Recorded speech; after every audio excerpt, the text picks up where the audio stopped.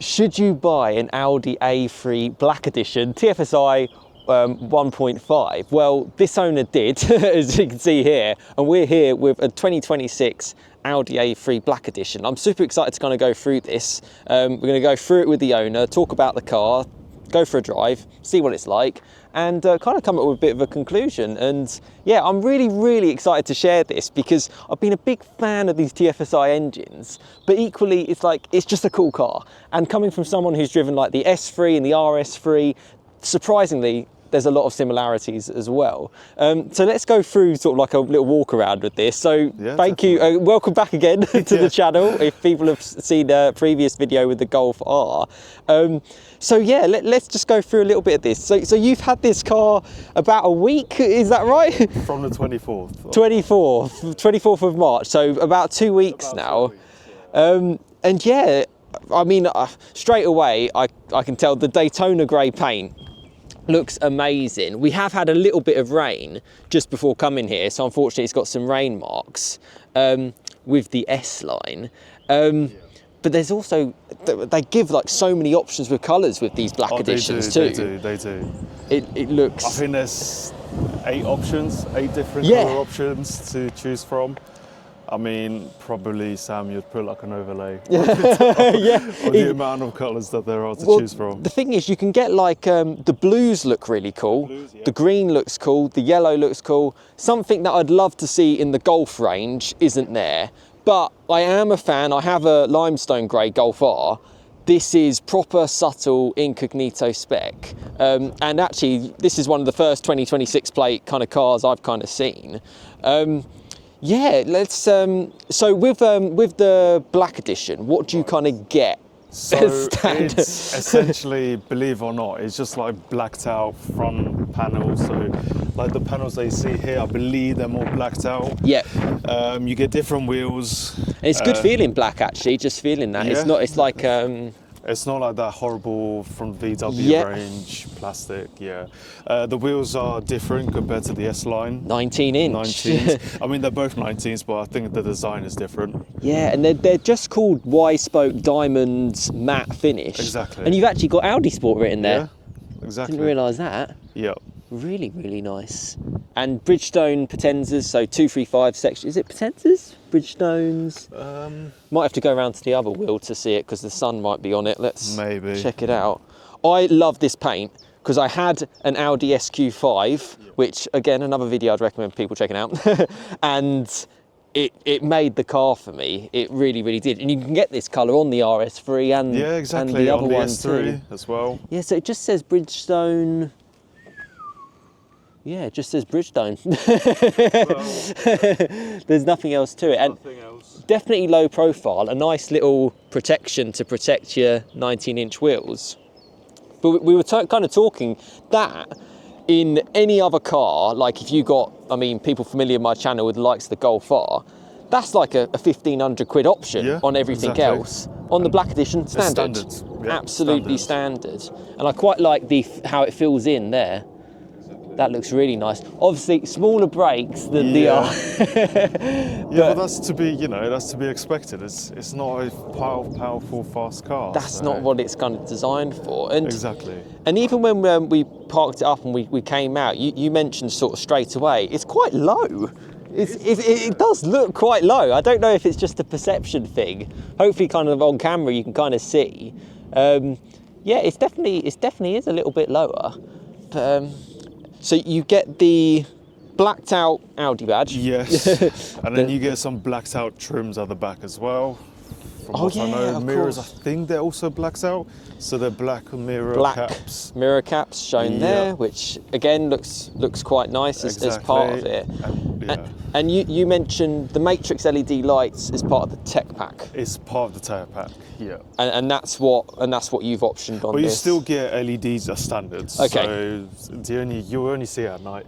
Gotcha. And those lights are really good. The only thing it actually has on top of the LEDs is that it's got that starting flickering motion of the LEDs. Like an RS3 or an S3. Yeah. So the only thing it doesn't do, it doesn't illuminate the logo.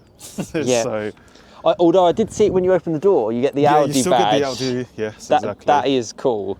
Yeah. You get the black little extra trim down sort of down the side. Exactly. A3 Sportback TFSI.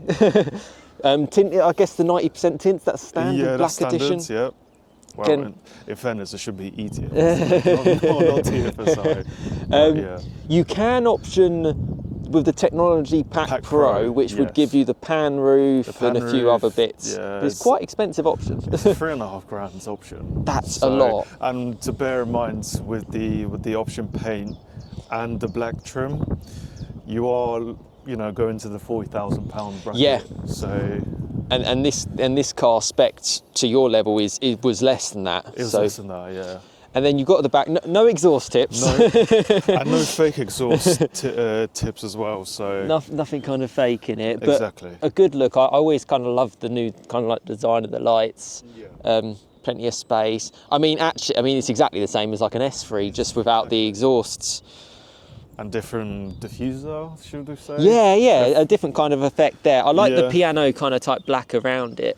It just kind of makes it look a lot more I do have to say quality. that they upped the quality. That's the one thing I have to say. So it feels like super refined. But I love how so much can come as standard with these. Exactly. And you can just, it's so incognito. Yet that's the whole point, right? Exactly. It's brilliant. I love it, and I love. We'll take it out for a drive so you can go through even more. But the stuff that can kind of come as standard, like the leather seats, it's like brilliant. You also get, was it keyless entry as well, a standard as well, so. Yeah, so you got the S line sport seats, leather, and again, a cost option if you kind of wanted it in a Golf. And bear in mind, I think that yes, it's not electronic, right? Yeah. But the seats are so comfortable that As soon, when I first got in the car, straight away I was just like, this is such a nice quality place. And you got the flat bottom steering wheel with actual physical buttons, which is nice. The S line. Buttons around here. Something I'm familiar spending a week with the RS3 and the S3. The actual, I appreciate you've only had the car for 2 weeks. Yeah. How have you found the infotainment? Infotainment, easy. Yeah. It's so easy. Compared to the R that we filmed last week, it took about a good month or two to actually get used to it, should I say. Yeah. Even though I had the R line previously to it, it's still honestly easier to live with, to learn. And especially the best person to actually test it on is your parents. Yeah. So exactly, the more people, because your family use this car, so it's a few people who are actually going to get and even like stuff like that, the 12-volt socket in terms of like metal, there's a lot of quality to it. And this is the 7-speed S-tronic. S-tronic, exactly. You can get it in a manual. So this is so it's 1.5 4-cylinder, 150 PS. That's the engine, all through the front wheels. In the UK, you can't get it in quattro, but in other regions you might be able to, but a little bit more rare. You got the Sonos sound system as part of the tech pack. You actually get illuminated badge, which as standard as well. As standard, can you believe it? All these things are standard. Exactly. And a really nice kind of refined pace. You've got the heads-up display again. Heads-up display as well, which you can see there, as part of it, and I suppose leather seats in the back as well, because obviously that's part of it. It's a mess there. No, that's okay. It's okay. It's a car to be used. It's a car to be used. I don't know if I'm correct in saying, but you also get an electronic tailgate if you option the Tech Pack Pro. Oh, okay. You have it on the key, which is ironic because you can open it. It's just that it doesn't fully open it. You have to do yourself. So something that's just reminded me, because I filmed an S3 and a Golf R for people familiar with my channel, just literally here over there, and I did a door shutting thing, and I've just noticed it with this. It's quality. It's quality. It is quality. I don't know how that's going to come up on camera, but it's basically, it feels plush. It is. And the noise, there's no rattle. Again, I get it, this is a 2026 car, but these cars last the test of time anyway. I really love the look. I'll be honest, out of all the colours, I think the blue is my favourite. I think, because you can get 2 different shades, but for just the whole subtlety, this is the perfect car, because it's not just like a flat grey paint. Again, hopefully in 4K you kind of get to see some parts of the basically, well, it says Pearl Effect. It says what Pearl it says. Effect, yeah. And yeah, that's the A3 Black Edition. But well, should we go for a little bit of a drive? Of course, yeah. I mean, I've driven the R-Lines, the 1.5, this engine before. You can get an ETFSI, can't you, with a little bit of a mild hybrid? I mean, this is an ETS. So this is an ETFSI mild hybrid? Yeah. Gotcha. So, but you can get a plug-in version, a hybrid version, which I think has 50 more horsepower. Okay. But then you sacrifice the boots, so you do have a lot of sacrifice to give in. And then if I'm going to be honest, I've had my experience with hybrids. Yeah. They haven't been the greatest. Yeah. This is like the best balance, because the SQ5 I tried was a mild hybrid as well. And you can get sort of like decent range. But let's... I mean, it gives fantastic economy. Believe it or not, I've tested out the hybrids on the A6, because we had an A6 as well, and it doesn't do the same MPG as this, even though this hasn't done 1,000 miles at all. Yeah, so... It's still got to run in the engine. Exactly, so... But a super cool, super subtle, do everything kind of car. Yeah, and it's kind of good to kind of go around it. Let's go for a little bit of a drive, and yeah, we'll see what it drives like and go from it further. So yeah, let's go for that. Right, so you join us in the Black Edition for kind of like the first drive with it, and yeah, I'm super excited. And what I'll do is, after we've done this, where you see us pointing towards us, I'll do it from a point of view section, so you can just kind of see what we see essentially from the dash. So yeah, I'm excited to kind of go through it, and yeah, let's crack on with this one. Oh, the quality feels so good. I mean, we've got big potholes here, but I mean, that's a good test, right? To see how comfortable it is over bumps.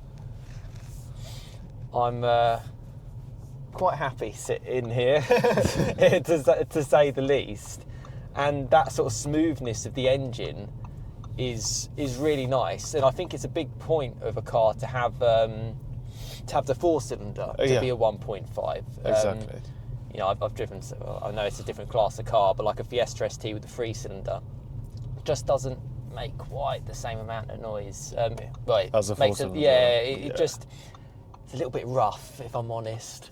But yeah, let's get up to speed. So it's quite interesting, because although this is on like slightly lower suspension with S-Line, it's still pretty comfortable. It's still comfortable. How have you found it I've noticed you've done 800 miles so far. How have you found it so far? I mean, most of it was motorway miles, so not really a good point to tell you whether or not the suspension was good.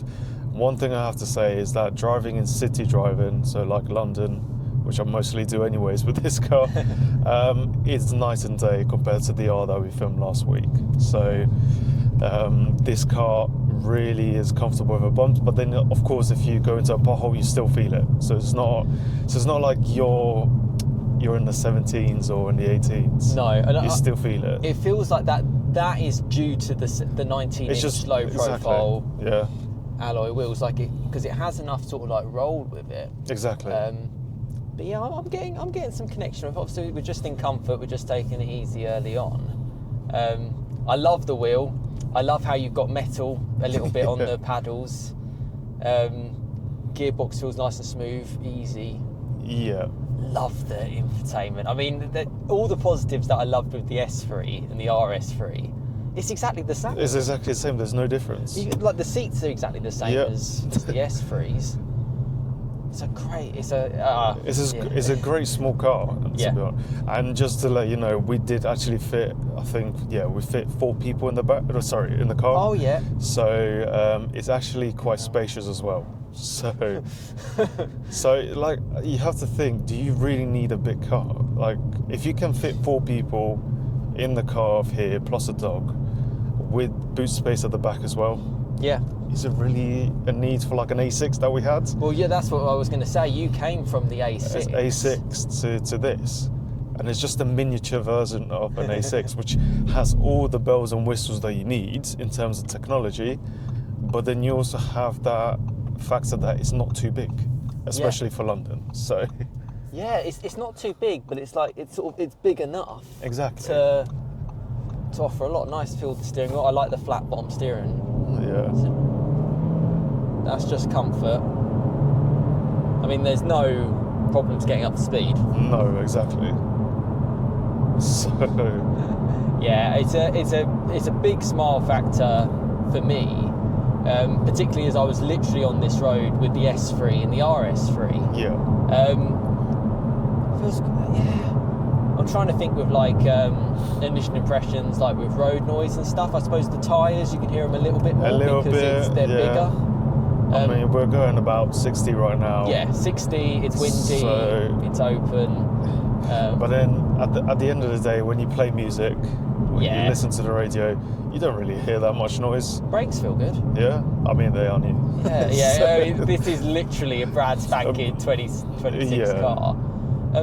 Can we put it into sport mode? Yeah. So so that's an actual button, isn't it? No, so you have to press the gearbox here, the lever, backwards. Oh yeah. So just one. And then here is just, if you drive select, we already have in dynamic. Yep. So we just do it there, and then you've got all the buttons here. So you've got traction control. Yeah. If you need it, yeah. If you need it. It's dynamic. Yeah. Okay. So I prefer the steering like this. Okay. It's a little bit more. More sharper. Yeah. Yeah. Because obviously it's all electric steering in these cars. But to be honest, I haven't love really. The paddles. Yeah, the feel of them, because the Golf is plasticky. It's plastic, but then it's a good plastic. It's like a premium plastic. I get you.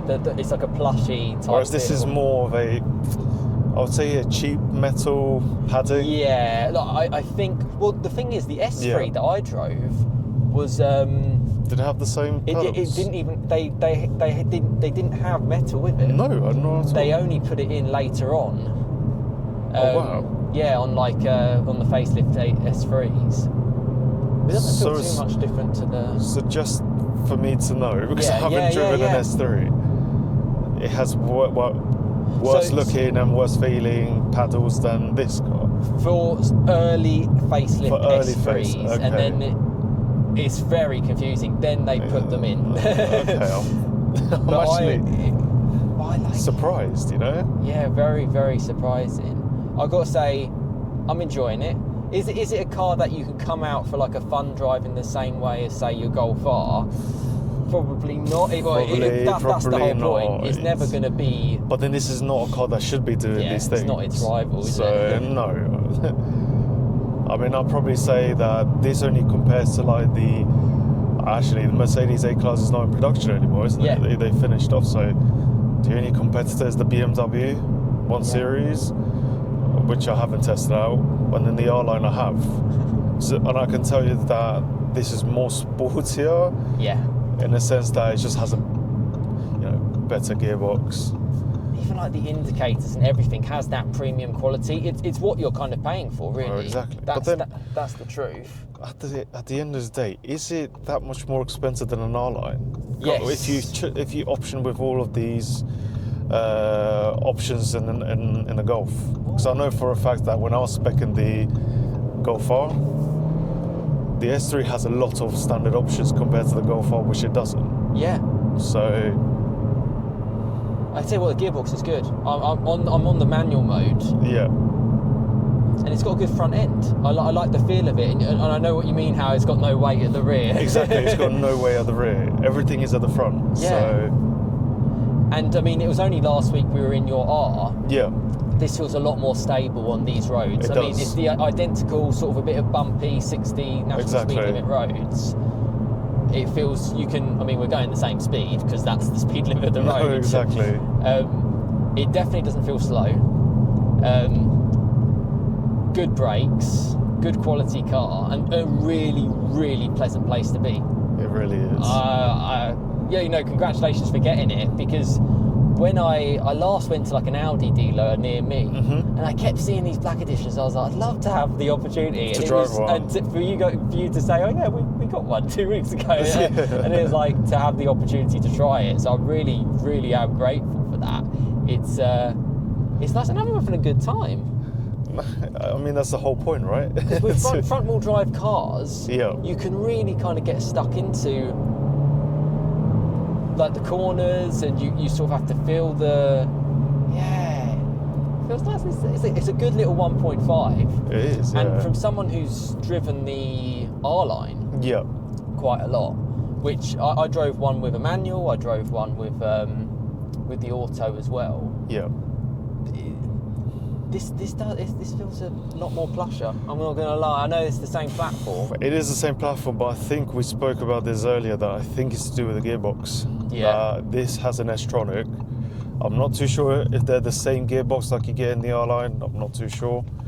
But from my experience, they're different. Yeah. In terms of, as I said, the gearing itself, it's more snappier, but then it's more economical as well. So. And actually, it's quite nice with the 19-inch wheels, because that just gives you a little bit more front end. Yeah, exactly. Whereas you're gonna, it rolls more than say your Golf R or anything like that. But it rolls because it's more comfortable. Exactly. That is the compromise. And from our understanding, you don't get adaptive suspension in these. Oh, I'm not too sure. Because I think the R-Line did have DCC as the option. And I think you can spec it like as a separate option. Yeah. Whereas in an Audi, unfortunately, everything is a package. So you can't. I mean, no, actually, they do actually give you some options that you can spec it manually, but most of it is packages. So well, you say that because as standard, these come with. I mean, I don't know so if we much. go to. Oh yeah, do you have it? No. Oh yeah, steering and drive. So yeah, there would be a different one. There would be a difference. So no. I mean, I'm such a big fan of just driving, and on these roads, I mean, even when you were coming up here, you drove. Yes, it's exactly. like, this is a good sort of like little place to come to, you know. And if you can't, maybe it's sort of showing. Do you really need to go for that sort of like top end, really hardcore performance car? You know, exactly. It's the compromises for the day to day. There are there. You know, it was a firm ride last week. It was. I love the wheel. I love a flat bottom wheel because again, it's the same as my Mark 7R. Oh, is it? The Mark 7R had I mean, flat the bottom. 8s also have it as well. Yes, that is true. But I still think that the quality is quite a lot better than it is in the 8s, which it should be because it's an Audi. So. Yeah, I'm loving it. I love the infotainment. I love the quality of the dash. Yeah. I noticed there was a few like fingerprints and stuff from the Piano Black, but I've heard that's just normal. You have to kind of wipe it down every day, basically, if you wanted to keep that going. Or you could have a protective film over it as well to prevent it from being scratched. But then, you know, is that really necessary? Yeah. I'm using this car pretty much every day. It's a daily, you just want to get in it and go, isn't it? So I don't really, compared to the 8s. Yes. Or the 8.5, but, you know. It's interesting, as you go slower speeds, you do feel those 19s a bit more. And to let you guys know on the camera, the 19s aren't an option. The 19s are actually standard with the Black Edition. So I suppose if you wanted an even more comfortable one, and I mean, we were saying we're not the biggest fan of, say, like 17s. Or maybe 18s are okay. I think the 18s are the sweet spot. Yeah. But these look cool. Like, when I saw you come up and like parked up, the stance of it, and the fact that it does look quite lowered suspension, It's a good looking car.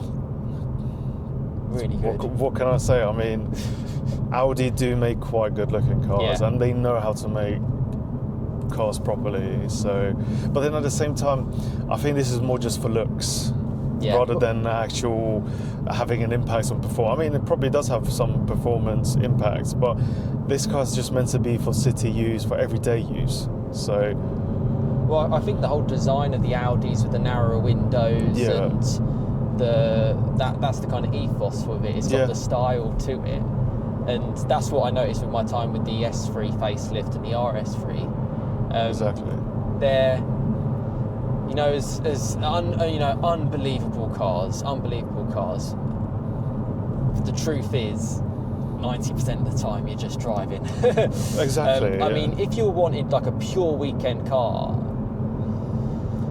I can kind of understand the RS3. I know it's a debate that's not really even a debate, because they're completely different segments of cars. Exactly.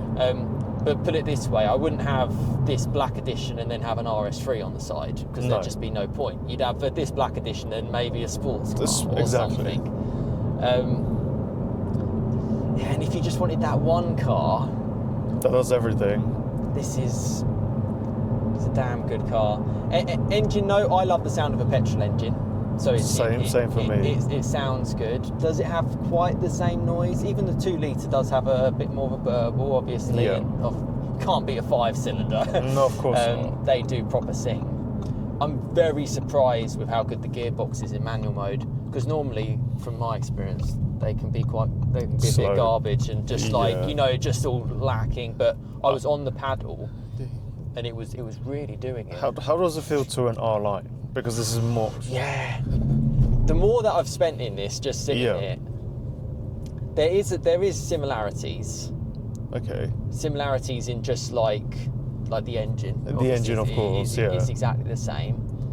I drove the manual, which you can get, and obviously drive this. And you could get a manual in this as well. Yeah, you can, which is cool. Again, if you want a bit more engagement. Steering feels very, very similar. This feels...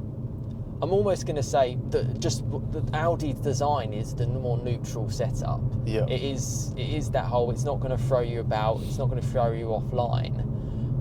I mean, if I'm really, really thinking hard, maybe there might be a bit more dynamics from an R-Line Golf. Maybe that's just how they kind of tweak it. And having actually spoken to designers and test drivers, very fortunate as part of the channel and just my enthusiastic nature with cars, people who actually generally test these cars round and round and round, they basically, one of the main test designers said to me, all the Audis, they have it set so it is just that more neutral setup. More neutral. Wherever with the Golf, they try to just tweak in it that more sort of dynamic edge. But I don't feel like this is lacking in the dynamism. And I feel that's a big part of like the wheels. I think so too. Yeah. But then I think this feels so nice, just cruising like now. It's so comfortable. It's so isn't it? comfortable, exactly. But then wasn't VW previously like an everyday, an everyman's car or an every person's car, as they called it? And then Audi is more meant to be that sporty. Yeah. So they must have changed it then. Yeah, I mean, certainly when you go for RS3 levels, it goes to that. It goes to 100 is straight away. But even with the S3, there is a lot of similarities actually to when you're just cruising in an S3 to this. Oh, I can say the same thing about the R, to be honest. Yeah. I mean, motorway driving, if you compare it, no difference. In terms of noise, you put it in eco in this car, you put it in eco in the R, they virtually make no sounds. It's just the wind noise that you have. Whereas, and in terms of economy as well. Oh yeah, you were saying. Yeah, so it's early days, I guess. Yeah, early days. It still provides me about 39 miles per gallon on the motorway, something like that, at 70 miles an hour, from my experience. I think you can get 50 out of this. 100%. I mean, when I went, my brother, when he went with the R-Line, so I was with the R at that time, he did about 50, 55 miles per gallon going to Poland. So we hit about, what, 500 miles, 600 miles on the tank. So you're going to get the range, and it's a smaller tank than ours, isn't it? Yes, exactly. Some of them are 55 litres, this is 50 litres. Yeah. Let's go for a point of view. Yeah, 100%. And we'll continue, and we'll have a little bit of a conclusion. You can get to see all the tech a little bit definitely. more. So, point of view time now. Right, so we're in now the point of view, as you can see. And as you can see, I've got it set up almost like an RS3. So you've got the Audi virtual cockpit display here. And even just like the sound when you're ticking, it's just so nice. You've got physical buttons, really nice wheel, aluminium paddles. I love this kind of space. And you can kind of then change the view to how you like it. And literally with the maps, you can have the maps on here. You can go anywhere. There's so many different things to kind of choose between. I'm going to have it like this with the RS3 just because I think it looks quite cool. But you can then configure it even further in terms of like additional displays. It's pretty endless. Let's make a move. So you've got like the drive select as well, which we were talking about: efficiency, comfort, auto, and dynamic. It doesn't affect the suspension in this particular car, but what it will do is it will sort of change the steering weighting. That's kind of like a big part of it. But let's go for a drive. So you've got a little 7-speed gearbox there. We'll stick it into drive. We got it in kind of the dynamic mode. Yeah, and it's going to be quite nice to see this because we've got a lot of bumps ahead. And this is what we were talking about when you saw us, well, both of our faces basically. At slow speed, sometimes cars can be a little bit jerky. When this car is just sort of like in this cruisy mode, it feels so plush. You can't see my face now, but I'm smiling so much. And the fact that you can have, well, yeah, you're in an Audi. You're paying for the extra quality, but actually, you know, like for like, there's not too much difference between this and a Golf, and it's a cool car. It's just generally a cool car, and hopefully this sort of point of view will give you an idea of what it's like to be in a Black Edition, because they are popular, and for me, because the Black Edition comes with so much as standard, and I like the black styling and the detail, it's kind of the one to go for. I don't know if as an owner, were you thinking of any other kind of car in terms of any of the other models? Because you can get, is it the standard and S-Line and stuff? Yeah, so it was the case of that we got an offer by the dealer itself. So because the Black Edition was like the new addition to the lineups of the A3s, we also got, well, I'd say from my perspective, a very good deal. Yeah. So we gave the A6 back, and then immediately we ordered the A3 in that sense. It's because, you know, it actually looks good. Yeah. And ironically, it was actually cheaper to buy it than the S-Line, which I don't understand why, when a newer model should be more expensive, because it comes more in standard. Yeah. Than the S-Line. So it does, doesn't it? And it's like it's a lot more simple to configure as well. It's like packages. 100%. Tech yeah. pack, go for the Black Edition, 150 PS, 1.5. Exactly. You got your mild hybrid. We were just talking about the qualities. You've got the quality of the vents. It's very driver centric as well. I'm loving the seats. But then we also chose going back to configuring the car. We chose the 150 horsepower. Yes. Because we had the R-Line and everybody loved the R-Line in general. So we said to ourselves, the only difference is the appearance, the looks, because it's an Audi. But the engine itself is still the same as the VW R-Line. So you know what you're going to get in terms of economy and... Yeah, exactly. Yet you've got a car which ultimately does look nice, doesn't it? I mean, there's a fellow Audi friend. But it's an electric car, so... But we're in dynamic mode and we're coming onto a natural speed limit. I love the paddle, the indicator stalks, even the little touch and feel stuff. I love the flat bottom steering wheel. We've got no one coming out, so we've got a good chance to put our foot down a little bit.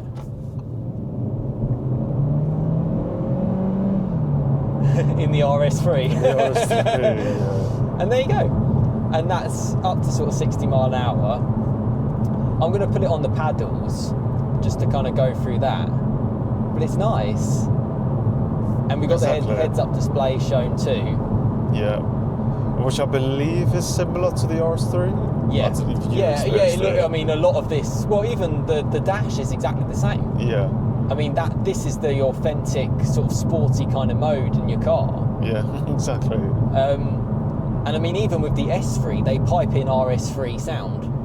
Oh, is it? Yeah, so it sounds like an RS3 for the S3. I reckon, I mean, if you're really tech savvy, you could probably pipe in RS3 through the speakers. Yeah, 100%. The gearbox is responsive. It's a dynamic drive. So if you're on, like, should you buy an Audi A3 Black Edition, which is kind of what the title of this video is, I'm certainly sitting here saying yes, because you get so much quality. It's top of the range. There isn't really anything above a Black Edition until you start going into S3s and RS3s. Yeah, I mean, in terms of trim levels, this is like the top ends of the A3 lineup. Yeah. It's just that you can configure different engines. So you can get the hybrid system. Yeah. And you can actually, fortunately, you have the option to get the diesel as well. So if you're looking to have more miles per gallon, or you do more motorway miles, I do prefer and recommend the diesel. Yes, that's going to be crazy economy, isn't it? It would be easily in the 50s. You can do it. If I'm doing 42, as you probably can see, yeah, and the overall consumption here, you can definitely do 50 in a diesel. It's good, and the lack of weight is quite nice. Yep. Over if this did have Quattro, it would weigh a little bit more. And, you know, it's got good grip with the bigger, wider tyres.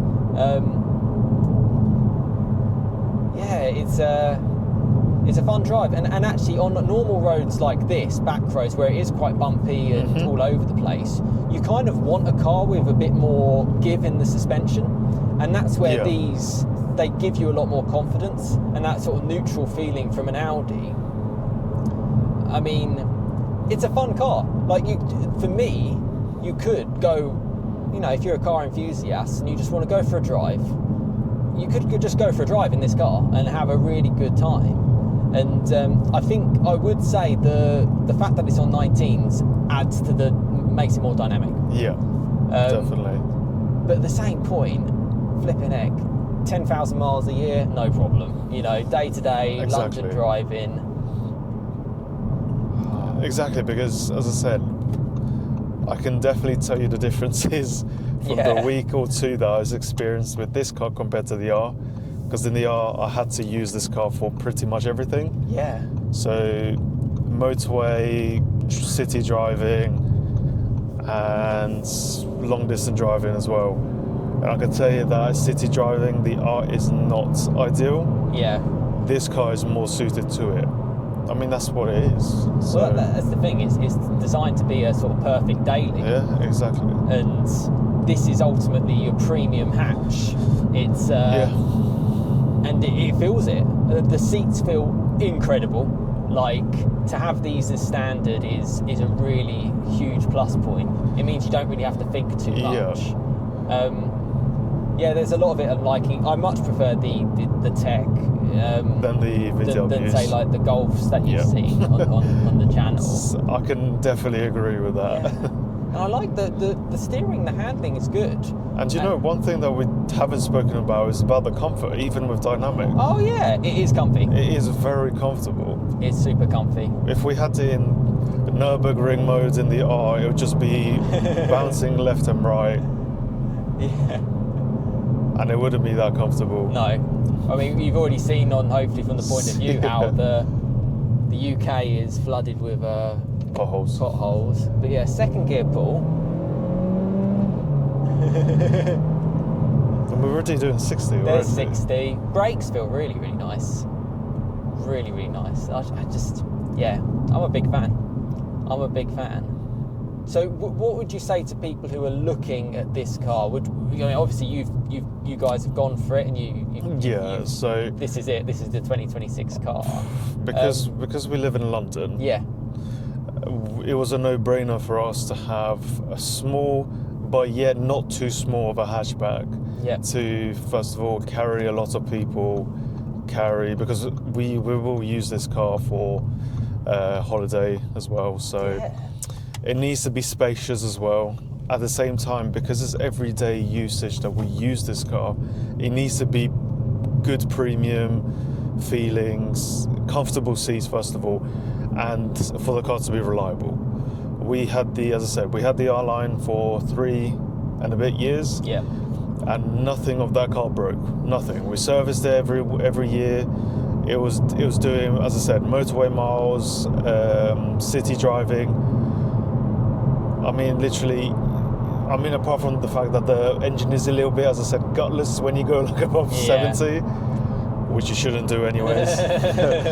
But when you do go into Germany, you do feel like the engine is a little bit, could have a little bit more horsepower. Yeah. But as I said, for everyday use, I think this is the go-to. I mean, if you don't like an Audi, even an R-Line and a Golf is still good. Well, that's the thing. So, I mean, for what you're getting and what you're seeing, it feels like for that little bit extra, is it?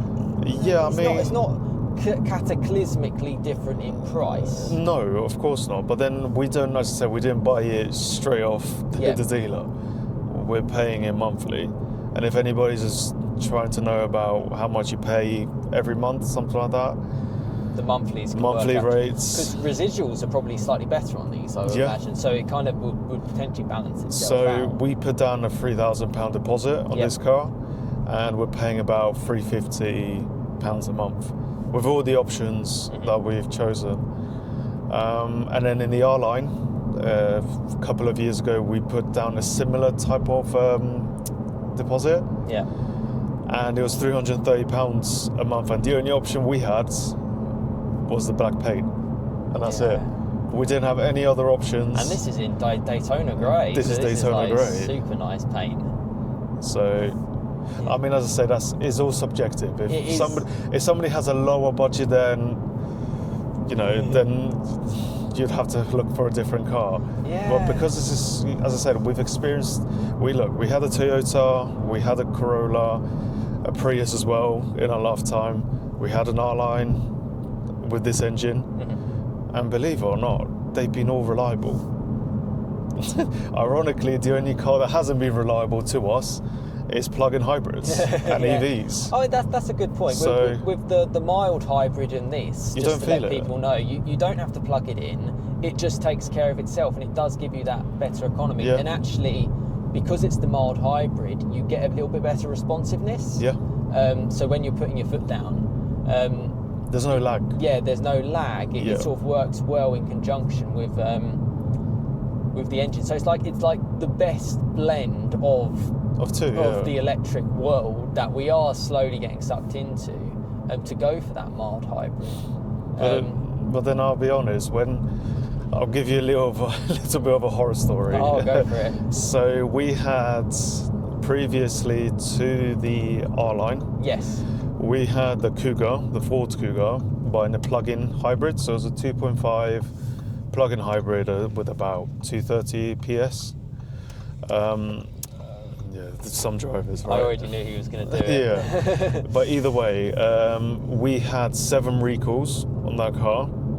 3 of them were major. So when we got the car, it was like some module that from the factory completely shut out all the electrics from the front. So we didn't have any front indicators, lights, nothing. So we went to the dealer. Then we had some engine problems with the car. Safe to say, don't buy a plug-in hybrid. Or if you are going to buy a plug-in hybrid, buy something that's reliable. I'm not saying Ford is a bad company, but in recent years when we experienced the cars, it's not the greatest. So a bit of a horror story there. But so far with this car, no problems at all. And you guys, and it actually would be great to see how you guys are getting on with it in time and in the months to come, because I think that ownership part, people don't know. You kind of get sold a dream by, or you can see a picture of a car and it's like, well, what's it actually like for the 10,000 miles? I mean, I'm smiling driving it on these roads.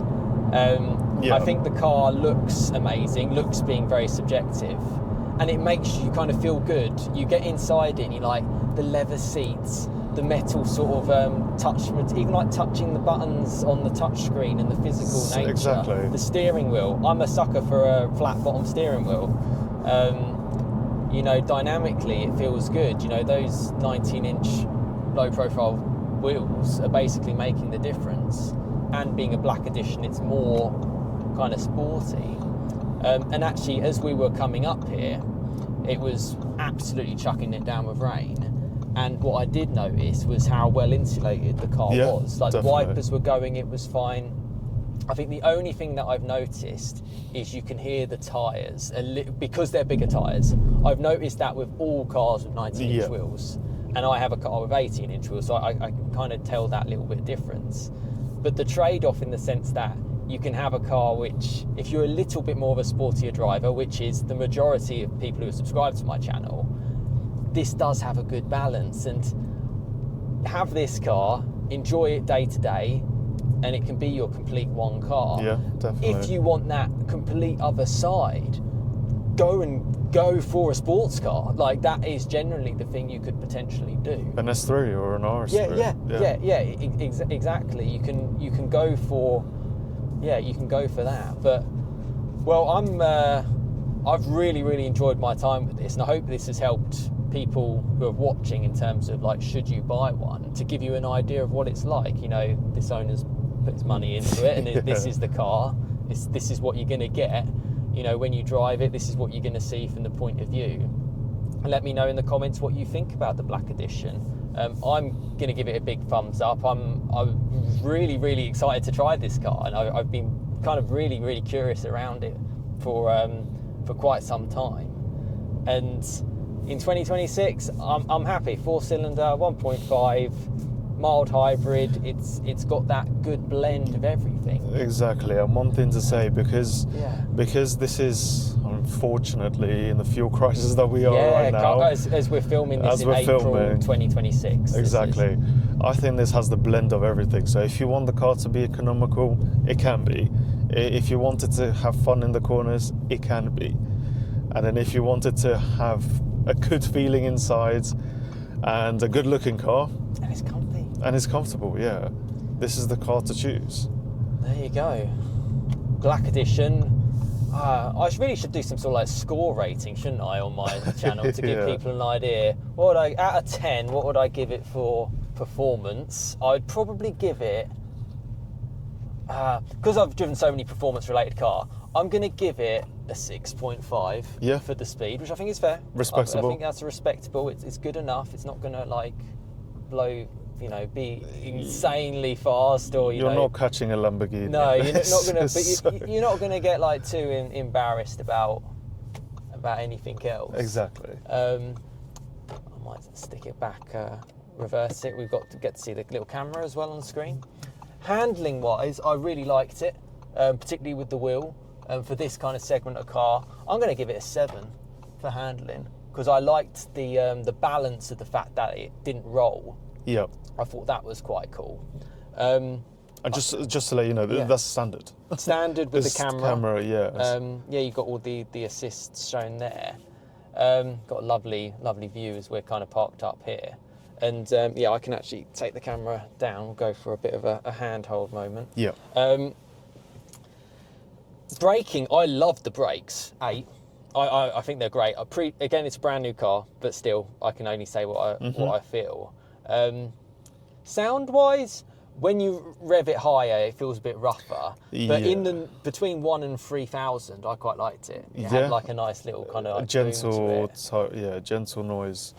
So overall, really good car, and I like the sense that this could just be that car to do everything. Like, you don't have to use any sort of extra capacity in your mind when you sort of get into a car like this. You just get in. It's top quality. It feels good. It feels special. It feels like the money that you're spending is going somewhere really good.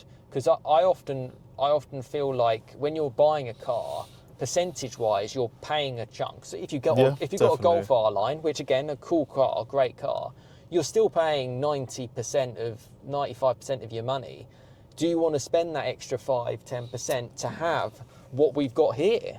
You know, we've got a lot of quality. You know, you've got those 4 rings, you've got the metal paddles, you've got the cool infotainment and the dash and the buttons, and the just like even down here, the quality of just like turning the stalks, the floating door handles. I can 100% recommend this car, and Definitely. obviously you bought it, so I mean, there's no turning back. But one thing I have to say that I think this car would be easier for everybody in terms of usage, because yeah, I think that the 8 is more for younger drivers. I mean, in terms of the technology, that's how I compare it to. And I said that the best person or the best people to test all the buttons, all the technology is your parents or somebody that's older. Because in that case, they would know how to operate this easier, and they would probably pass a test of using this car. But yeah, they'll be good testers. I mean, I only chose the Audi, as I said, 2 reasons. Because we got a good deal from the dealership. But at the same time, we're not going to take this car around tight bends, corners. This is, that's everyday not where use, it's- motorway miles, city driving. And I think, from my perspective, this is more of a premium interior than a Golf in general. Tech is easier to use. And I think for the price that you're paying, I think this is a steal of a deal, as I would explain it, because in the Golf, in the R-Lines, you have to spec a lot in order to achieve the same technology that you have here.